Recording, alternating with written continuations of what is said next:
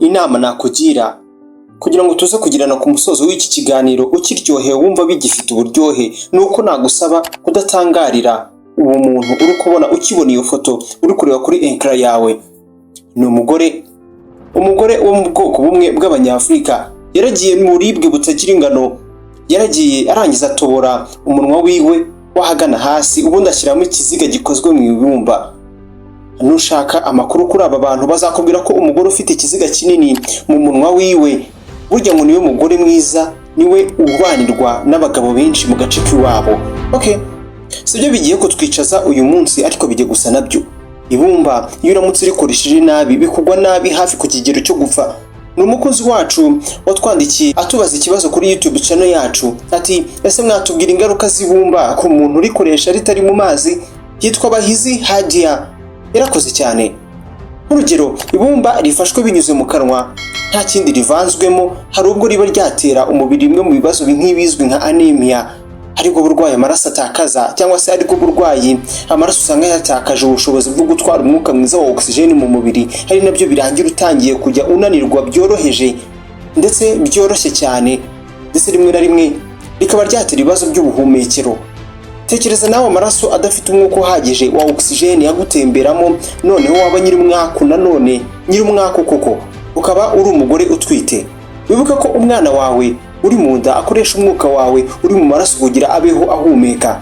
Ibumba ririwe binyuze mu kanwa direct by'ako kanya, ntabwo ari inkuru nziza, kuko iri bumba ryagutera ibibazo utapfa kwigobotora biramutse byakuziye.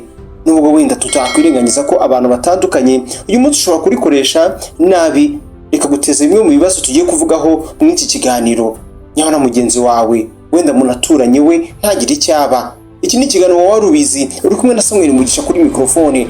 Ni ikiganiro ukurikirana neza ubudacikanwa iyo wamanutse munsi y'iyi video ugakanda ahantu h'umukara handitse subscribe, ndetse ugahita ukanda kukazogera gahita kaza impande yaho, naho ukaba winjiye mu muryango mugari wa Mutanyi Rwanda. Ntabwo uzajya ucikanwa nukora ako kantu. Ikaze wibuka ukora ako kantu aka kanya turi kuvugana. Muraza kumpereza amasegonda make nk'icumi ubundi nze mbivugeho neza.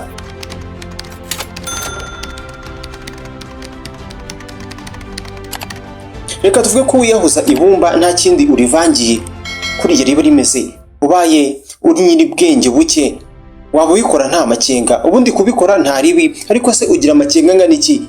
Bumwe mu bushakashatsi buvuga ko ukoresha ibumba urinyujije mu kanwa ubwo ni kuriya nta kindi urivangiye, mbese ari itaka cyangwa se ari icyondo kuriya ryaba rimeze. Bavuga ko byashoboka ko nta kintu bitwaye, nta munyenge riteje. Ikibazo kigaruka ari ese ni ingano ingana iki ukoresha? Bavuga ko kurikoresha neza nibura uramutse uryifuza kuriya ritari mu mazi nibyo, kuko abantu bakunda ndetse bakararikira bitandukanye. Bavuga ko nta kintu biba bitwaye uramutse urikoresheje bitari by'igihe kirekire. Kurya utarengeje amagarama 3 ku munsi mu gihe cy'amezi 3, cyangwa se amagarama angana 8 mu gihe cy'ibyumweru 6 yonyine.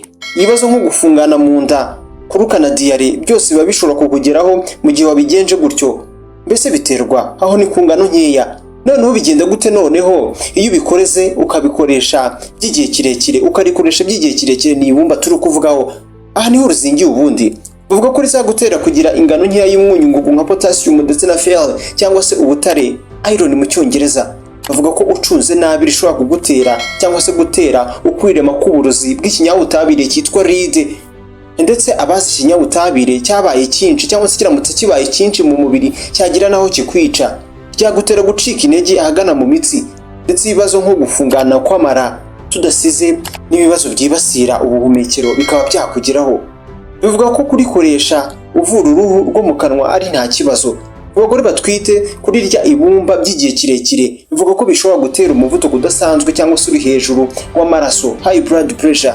Nta makuru ahagije yemeje ko kurikoresha by'igihe gito ku bagore batwite nta kibazo kiba kirimo. Abonsa, abagore bonsa, nta makuru ahagije nanone yemeza ibyerekeye ku ibumba ku muntu wonsa. Niyo mpamvu ushaka kuguma ku ruhande rutekanye wareka guhuba kurikoresha cyangwa se ufa kurikoresha. Nkuko twabivuze byagutera indwara muzibasira amaraso zirimo anemia, kuko hari ubwo ribangamira imyunyurizwe cyangwa se absorption y'umunyungugu nka iron cyangwa se fer cyangwa se ubutare mu kinyarwanda. Nyamara uyu munyungugu ni ingenzi mu maraso mazima, mbese ya maraso asabwa gukora akazi kayo neza.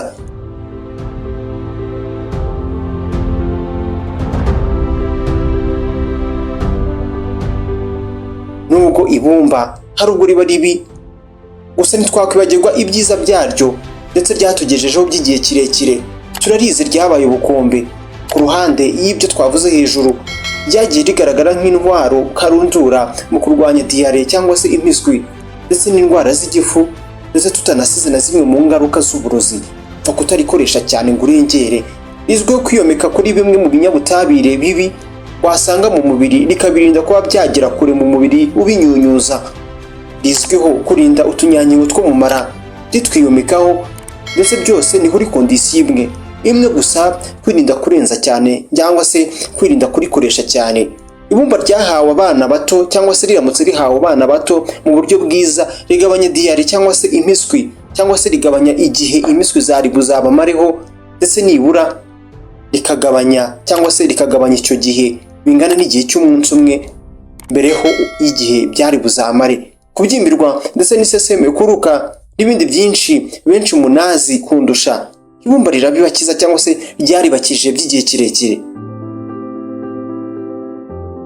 Iki ni ikiganiro wowe rubizi ukurikirana neza. Iyo umanutse munsi y'iyi video ugakanda h'umukara cyangwa se ugakanda ahantu h'umukara handitse subscribe, ndetse ukibuka gukanda ukazogera gahita kaza impande yaho. Ukimara kubikora ubundi ukajya ubana cyangwa se ukajya ubona ubutumwa buri uko dukoze video nshya. Nitwa Mugisha, ntuzacike ubutaha. Ibi ukore subscribe.